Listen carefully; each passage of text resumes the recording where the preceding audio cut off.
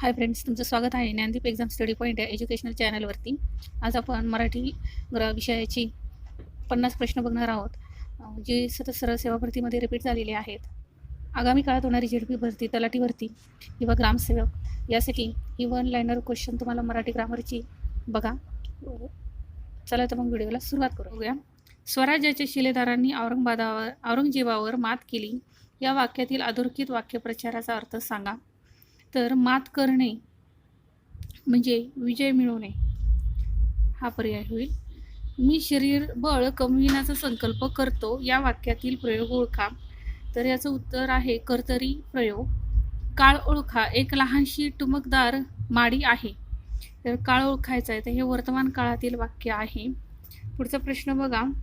खालीलपैकी शुद्ध वाक्य असणारा पर्याय निवडा. तर यामध्ये तुम्हाला पर्याय क्रमांक 4 जर तुम्ही बघितलं, अपूर्व सृष्टी शोभेने आम्ही अगदी मुक्त होऊन गेलो, तर हा पर्याय योग्य आहे. तुम्ही थोडा व्हिडिओ झूम करून हे ऑप्शन बघा किंवा पॉज करून हे ऑप्शन ऑब्झर्व करून मग उत्तर बघा. पुढचा प्रश्न बघा. अर्थात सत्तेपुढे त्याचा नाईलाज होतो या वाक्यातील अधोरेखित शब्दाची विभक्ती ओळखा. त्याचा हा प्रत्यय लागलेला आहे, तर हे षष्टीचं उदाहरण आहे. खालीलपैकी तत्सम शब्द ओळखा. गृह, भाऊ, पाय आणि दूध. तत्सम शब्द ओळखायचा आहे इथे. तर गृह हा शब्द तत्सम शब्द आहे. पुढचा प्रश्न बघा. भार्या या शब्दात समानार्थी ठरणारा शब्द कोणता? तर भार्या या शब्दात समानार्थी ठरणारा शब्द पत्नी आहे. इच्छिलेली वस्तू देणारे झाड या शब्दसमूहासाठी समर्पक शब्द शोधा. तर यासाठी कल्पवृक्ष हा शब्दसमूह. विनाकारण हा खालीलपैकी कोणत्या प्रकारचा शब्द आहे?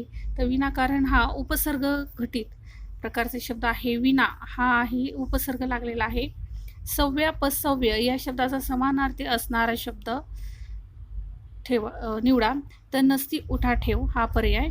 आनंद आणि अमोल खेळत होते या वाक्यातील अधोरेखित शब्दाची जात ओळखा. तर हे उदाहरण आहे उभयनवी अव्ययाचे. आणि, व, अथवा, परंतु हे सर्व उभयनवी अव्ययाची उदाहरणं आहेत. दिवाळीत पंत्या लावतात या वाक्याचे नामाचे वचन ओळखा. तर हे बहुवचन आहे. पंती एक वचन होतं. समासाचे मुख्य प्रकार किती? तर समासाचे मुख्य प्रकार हे 4 आहेत. द्वंद्व समास, बहुव्रीही समास, अव्यय समास, कर्मधारय समास. तुमच्या परीक्षा कधी सुरू होणार ही वाक्यरचना कोणत्या प्रकारची आहे?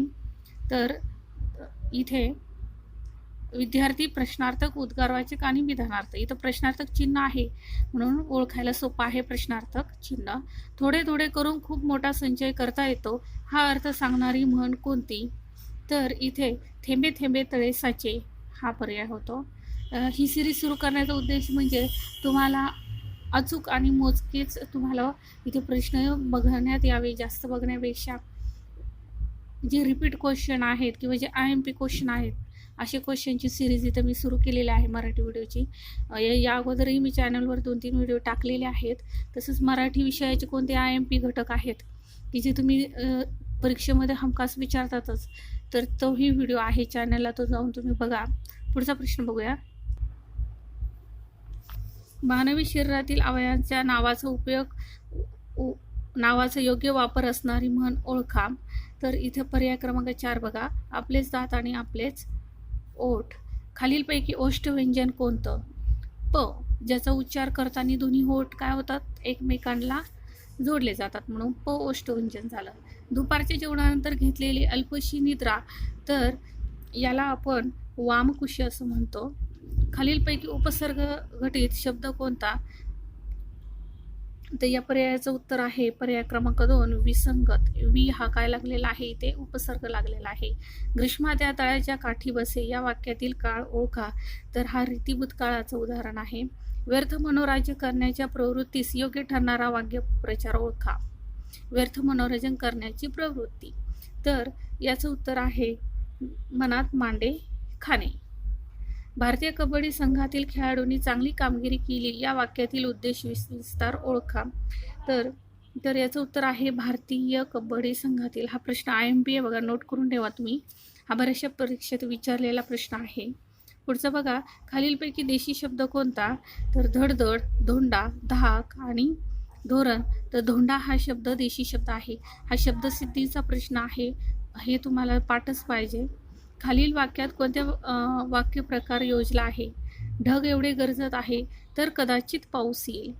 तर बघा, कोणतं वाक्य होईल? अज्ञार्थी, विद्यार्थी, संकेतार्थ का प्रश्नार्थक? तर इथे संकेत दिलेले आहेत. जर ढग एवढे गरजतात तर पाऊस येईल, संकेतार्थ होतं. सश्याला 4 पाय असतात या वाक्यातील अधोरेखित शब्दाच्या नामाचे सामान्य रूप ओळखा. सश्याला, याचं सामान्य रूप आपल्याला ओळखायचं आहे. तर इथं सामान्य रूप होतं स-शा. इथं ला हा काय लागलेला आहे? ते धातू लागलेला आहे. तर पुढचे प्रश्न बघूयात. पहिला प्रश्न, सोडवणे डॅश डॅश आहे. या रिकाम्या जागेसाठी चपलक बसणारा शब्द निवडा. तर इथं अनिवार्य आहे हा पर्याय होईल. पुढचा प्रश्न बघा, खालीलपैकी प्रत्यय लागून तयार झालेला शब्द निवडा. तर याच्यामध्ये प्रत्यय लागून गाडी, वाला. वाला हा काय लागलेला आहे? ते प्रत्यय लागलेला आहे, म्हणून पर्याय क्रमांक 1. पूर्वकाळ या शब्दात समानार्थी नसलेला शब्द ओळखायचा आहे आपल्याला. तर पुण्यकाळ, पहाटेचा काळ, उत्कर्ष काळ. तर विपुलता हा काय आहे? समानार्थी शब्द नाहीये. गगन, वस्त्र, शून्य या तिन्ही शब्दांसाठी खाली एकच पर्यायी शब्द कोणता? तर गगन, वस्त्र, शून्य यासाठी अंबर हा पर्यायी शब्द आहे. पुढे बघा, ग्रंथात मागून इतरांनी घातलेला मजकूर या शब्दासाठी योग्य शब्द निवडा. तर हाही IMP क्वेश्चन आहे. प्रक्षिप्त हा या पर्यायाचं उत्तर आहे. ज्याचे करावे बरे तो म्हणतो माझेच खरे ही वाक्यरचना कोणत्या प्रकारची आहे? ज्याचे त्याचे. तर ही 2 वाक्ये एकत्र केलेली आहेत, म्हणून हे मिश्र वाक्याचं उदाहरण आहे. पुढचं बघा प्रश्न, विठ्ठलाच्या दर्शनाने तुकोबारायांचे डोळे निनवले या वाक्यातील अधोरेखित वाक्यातील वाक्यप्रचार अर्थ सांगा. तर समाधान होते. महाराष्ट्रीय लोकांनी प्रस्तुत चारित्र्याचा नीट अभ्यास केला या वाक्यातील प्रयोग ओळखा. तर इथे कर्मणी प्रयोग, लोकांनी चारित्र्याचा अभ्यास केला. इथे भूतकाळामध्ये हे वाक्य आहे, म्हणून कर्मणी प्रयोग ओळखायलाही सोपा जातो. अण्णा येतील त्यावेळी रमाबाईचं सारं घरकाम आटोपलंच असेल या वाक्यातील काळ ओळखा. सोपा आहे प्रश्न. भविष्यकाळ, काळावरती ही 2 प्रश्न हमखास विचारतात आणि काळ ओळखायला सोपे आहेत. आनंद अतिशयाने आणि त्याला धडपणी जेवता येईना या वाक्यातील अशुद्ध शब्द ओळखा. बघा, तर धडपणी हा जो शब्द आहे हा चुकीच्या पद्धतीने लिहिलेला आहे. पुढचा पर्याय बघा, मी देवाला नवस केला या वाक्यातील अधोरेखित शब्दाची विभक्ती ओळखा. देवाला, ला हा काय लागलेला आहे? इथे प्रत्यय लागलेला आहे. तर हे द्वितीय विभक्तीचं उदाहरण आहे. तर खालीलपैकी विसंगत अर्थ सांगणारा पर्याय निवडा. रीती, प्रघात, चाल आणि रचना हे तिन्ही शब्द समानार्थी आहे आणि रचना हा विसंगत आहे. बघा, तुम्ही थोडंसं जर इथे व्यवस्थित ॲनालिसिस केलं असेल तर मी जी IMP घटक दिलेले आहेत त्यावरतीच प्रश्न विचारलेले आहेत, त्यामुळे तुम्ही त्या मुद्द्यांचा व्यवस्थित अभ्यास करा. मी लवकरच त्या मुद्द्यांवरतीही जी परीक्षेमध्ये तलाठी भरती, झेडपी भरती यामध्ये विचारलेली जी प्रश्न आहेत त्या प्रश्नांची पण मी सिरीज घेऊन येणार आहे. तेही तुम्ही 1 लाइनर क्वेश्चन बघा. चला तर पुढचा प्रश्न बघूया. प्रचंड परिश्रम करूनही अल्प फलप्राप्ती होणे हा अर्थ सांगणारी म्हण ओळखा. तर डोंगर पोखरून उंदीर काढणे हा पर्याय इथे होईल. माणसा परीस मेंढर बरी या वाक्यातील शब्दाची जात ओळखा. तर परीस हा काय लागलेला आहे? इथे पर्याय लागलेला आहे. तर शब्द योगी अव्यय इथे होतो. तर पुढचा प्रश्न बघा, कृंपण या शब्दाचा विरुद्धार्थी शब्द ओळखा. हाही प्रश्न रिपीट भरपूर याला झालेला आहे. तर याचा विरुद्धार्थी शब्द आहे उदार. मी आत येऊ का हा कोणत्या प्रकारचे वाक्य आहे? तर बघा, इथं प्रश्नार्थक चिन्ह आहे, तर हे प्रश्नार्थक चिन्हाचं वाक्य आहे. सहकुटुंब हा सामासिक शब्दाचा समास ओळखा. सहकुटुंब तर सहबहुव्रीही या समासाचं उदाहरण आहे. छाया, कृपा व हत्तीची झूल अशा विविध अर्थछटा विशद करणारा शब्द ओळखा. तर ह्या तिन्ही शब्दांसाठी पायस हा शब्द होतो. द्विगुणित हे कोणत्या प्रकारचे संख्या विशेषण आहे? तर हे आवृत्तीवाचक संख्या विशेषणाचं उदाहरण आहे. दही हा शब्द कोणत्या प्रकारचा आहे? बघा, शब्दस्थितीचा प्रश्न परत आलाय. तर दही हा शब्द परभाषिक या प्रकारचा आहे. पुढचा प्रश्न बघा, खालील वाक्यातील प्रयोग ओळखा. तिने चिंच खाल्ली. तर इथे सकर्म क्रिया कर्तरी प्रयोगाचं उदाहरण आहे हे. तिने चिंच खाल्ली, तर तिने इथे आपल्याला कर्म आलेलं आहे. अनेक वचन करा तळे, तर याचं अनेक वचन होतं तळवे. अनेक वचन शंकराची उपासना करणारा कापालिक हा होय. हाही प्रश्न भरपूर परीक्षेत विचारलेला आहे. पुढचा प्रश्न बघा, विभक्ती ओळखा. आज मी गावाहून आलो, तर पंचमी विभक्तीचं उदाहरण आहे.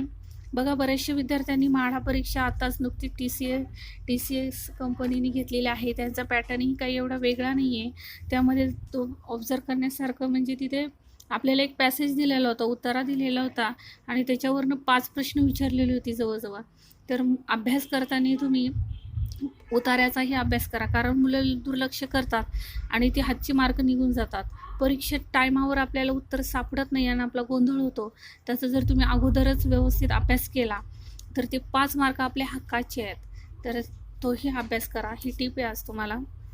पुढचा प्रश्न बघा, खालीलपैकी कोणते विशेषण उभयपद प्रकाराचे आहे? तर श्यामसुंदर हे विशेषण उभयपद प्रकाराचे आहे. तर बघा, असे नवीन नवीन व्हिडिओ जर तुम्हाला बघायचे असतील तर तुम्ही चॅनलला सबस्क्राईब करा, लाईक करा, शेअर्स करा. थँक्यू.